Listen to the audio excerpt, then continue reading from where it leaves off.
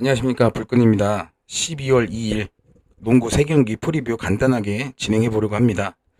우선 첫 번째 경기입니다. 울산 모비스와 고양 캐롯 점퍼스의 경기이고요. 오늘은 울산 홈에서 있는 경기네요.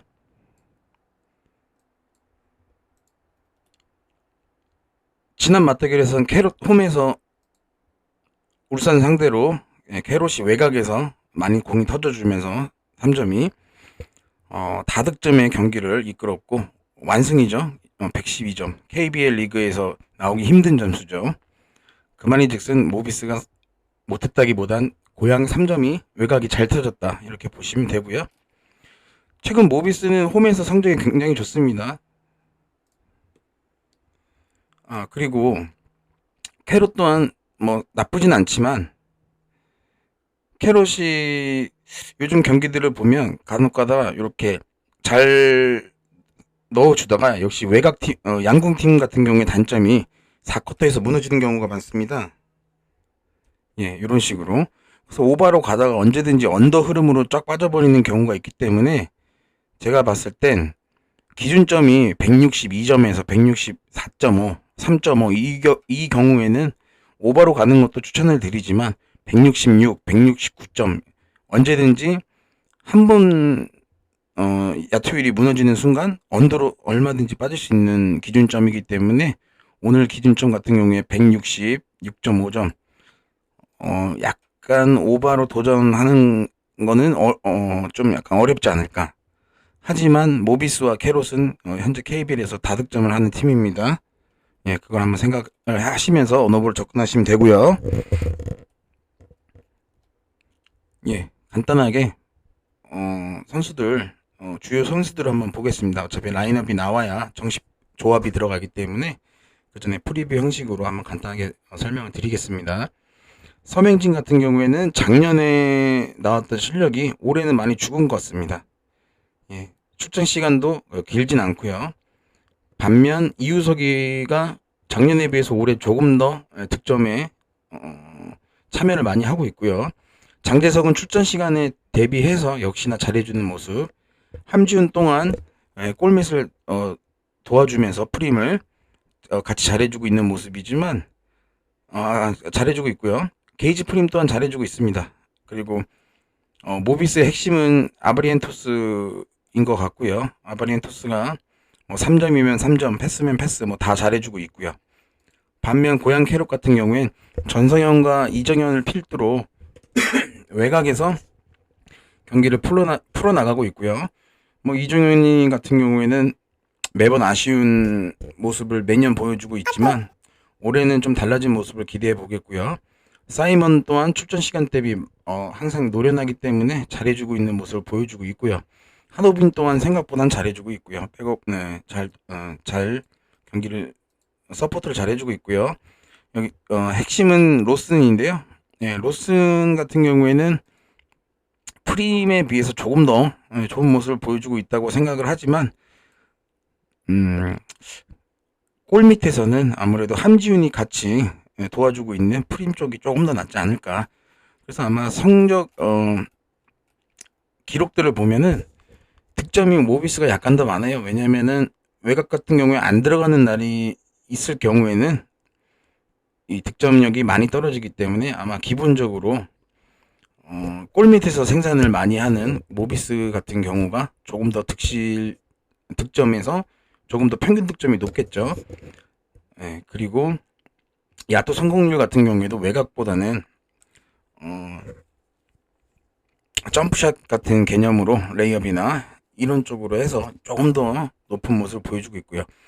반면 3점에서는 캐롯이 약간 앞서고 있지만 3점 동안 모비스가 나쁘지 않습니다. 그렇기 때문에 안정적인 야투 성공률과 뒤지지 않는 3점으로 인해서 오늘 경기 또한 역시 캐롯이 울산 상대로 쉬운 경기는 할 수가 없을 거라고 보여지고 외곽에 터졌을 경우에는 캐롯이 이길 수 있으나 기본적으로 늘 그래왔듯이 경기를 한다면 모비스가 일반승 정도는 어렵지 않게 할 것으로 보이고 언어바 기준점은 166.5점으로 언더 쪽을 약간 보는 게 나을 것 같습니다. 캐롯 같은 경우에 원정에서 3점 성공률이 높은 편은 아니에요. 그렇기 때문에 언제든지 한 번만 무너진다면 기준점 대비해서 언더로 빠질 수도 있을 것 같습니다.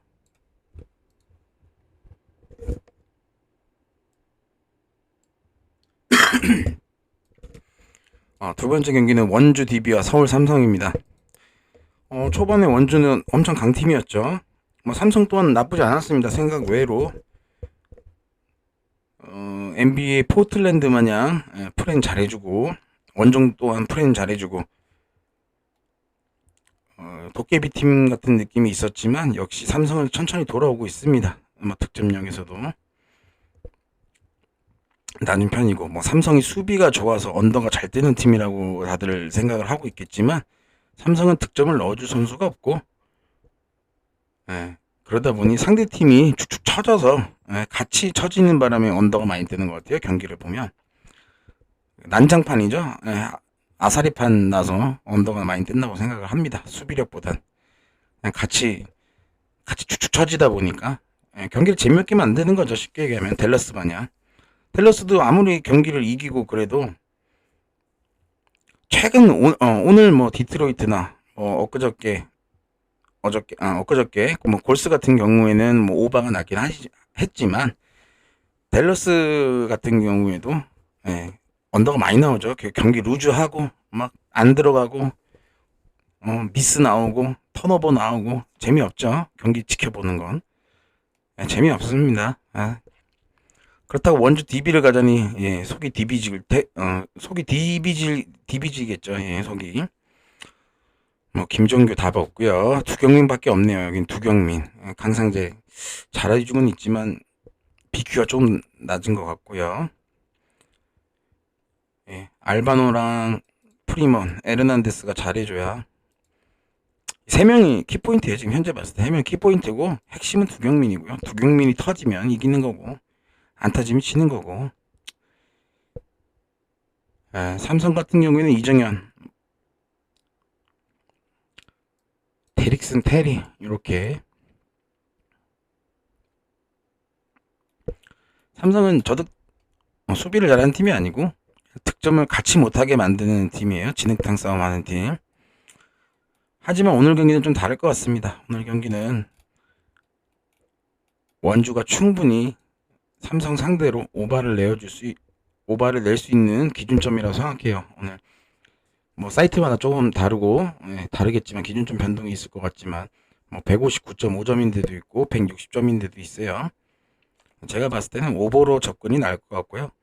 원주 일반 승도 괜찮을 것 같지만 삼성 프랜슨도 좋아 보입니다. 그래서 승패로의 접근은 원주 일반 승 또는 서울 삼성 플러스 핸디캡승 괜찮아 보이고요. 근데 승패로 가시면 이 경기 막 짜증이 나고 답답할 거예요. 그래서 그냥 159.5점 기준점이라면 159.5 기준점이라면 오버로 가시고 그냥 오늘은 캐롯 경기 즐기시다가 결과만 보시면 될 것 같아요. 세 번째는 KB스타즈 홈에서 경기를 진행하고요. 신한은행이 원정입니다. KB는 박지수가 없음으로 인해서 선수들이 다 안 좋죠. 그럴 수밖에 없는 게 박지수가 있어야 박지수의 더블팀을 들어가고 그러다 보면 알아서 강희슬, 김민정, 심성영, 염유나, 허예현, 최희진 이런 애들이 이제 빈 공간이 나면서 그 공을 받았을 때 자유로운 야투로 인해서 점수를 생산을 하는 팀이죠. 아니면은 그걸 또 굴러나온 걸 공격 리바운드를 박지수가 해서 다시 마무리를 짓거나 그런 경우가 많아요. 근데 박지수가 없다 보니까 이제 실력이 보여지는 거죠. 박지수 그늘에 가려졌던 실력들이. KB는 박지수가 없으면 강팀이 전혀 아닙니다. 지금 하나은행이랑 비슷하다고 보시면 돼요. 하나원큐한테도 졌네요. 그것도 홈에서. 이것도 마인을 줬네요. 당연히 하나원큐한테 질 수 있을 정도의 팀인데 너무 기준점 크죠. 언어버 기준점도 70대 66이면 136. 당연히 언더 나왔고요. 139.5. 제가 얼마 전에 이거 그냥 뭐 승패보다는 139.5. 양팀 기준점 대비 너무 높다. 그냥 언더 가면은 편하게 들어올 거라고 말씀드렸죠. 신한은행은 반면 우리은행 상대로 지는 거는 어쩔 수 없어요. KBL은 아무리 BNK가 잘해주고 있고 올 시즌 삼성생명이 잘해주고 있다고 해도 모든 경기는 우리은행이 오버를 가고 싶으면 가고 언더로 가고 싶으면 언더로 가고 마인으로 이길 거면 마인으로 이기고 플러스 핸디캡으로 줄 거면 그것도 우리은행이 다 결정합니다. 우리은행 하고 싶은 대로 하는 거예요. 네, 그렇게 생각하시면 돼요. 하지만 오늘 경기는 국민과 신한의 대결이고요. 뭐 선수들 뭐 강희슬, 뭐 강희슬밖에 볼 게 없네요. 패스할게요. 신한은 김소니아, 김진영이가 잘하고 있어요. BNK에서도 잘했지만 BNK가 올해 잘해주고 있지만 어저께 우리은행 상대로 진 풀은 충분히 가능한 상황이었지만 아무래도 이 김진영의 그 경기에 임하는 자세, 김진영 정말 진지하게 게임하죠. 열심히 하고 꾸준히 일도 맡아 하고 득점력도 좋고 이 김진영이가 신한으로 온 게 가장 큰 어저께 팬이라고 생각합니다. 왜냐면 BNK는 작년, 재작년 다 같은 선수였어요. 다 그 멤버였고 확실히 올해 다른 팀들이 상대적으로 못한다기보다는 낮아지니까 경기력이 상대적으로 잘해 보이는 거예요. 그냥 BNK는 BNK입니다. 김진영 빠진 게 좀 컸고요. 그래도 KB와 다르게 다시 경기로 돌아와서 신한은행 같은 경우에는 김소니아, 김진영, 유승희, 이경은 어차피 허예은보다 이경은이가 더 핸들링 잘하죠. 허예은이 확실히 박지수가 없어서 그런지 올해 경기력도 너무 안 좋습니다.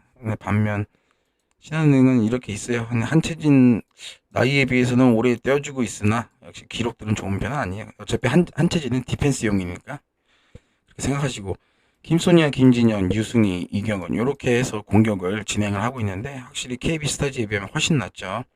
강희슬, 김민정 오늘 누구 코로나 이슈 있는 것 같은데 어쨌든 뭐 패스를 하고 강희슬밖에 득점 넣어줄 선수가 없어요. 김민정 느리고 김소담 아직 경험이 부족하고 그냥 골밑만 잘 막아주면 되고 심성영이가 저는 뭐 잘한다고 생각하지는 않지만 그래도 작년에 비해서 올해 알짜배기 경기력을 보여주고 있고요. 없습니다. 허예은 일단 간단하게 신한은행도 오늘 그냥 일반승 찍어 놓으면 무난할 거예요. 핸디캡까지 뭐 욕심 부리면 7.5점. 마인까지도 추천드리지만 일반승 편하게 찍어 놓고 보시는 게 마음 편할 거예요. 7.5점 이거 애매하게 들어올지 안 들어올지 모르겠지만 뭐 제가 봤을 때 10몇 점 차로도 이길 것 같긴 해요. 10몇 점 차로. 그래서 뭐 신한은행 마인승까지 보신다면 139.5점. 그냥 KB 오늘 자멸하다 끝날 것 같습니다. 이거 139.5점 언더도 괜찮고요. 그래서 제가 본 1순위 픽은 신한은행 일반승이고요. 그 다음으로 좋아 보이는 건 139.5점. 기준 좀 많이 높다. 그냥 언더 이렇게 보시면 될 것 같아요. 종합을 해보자면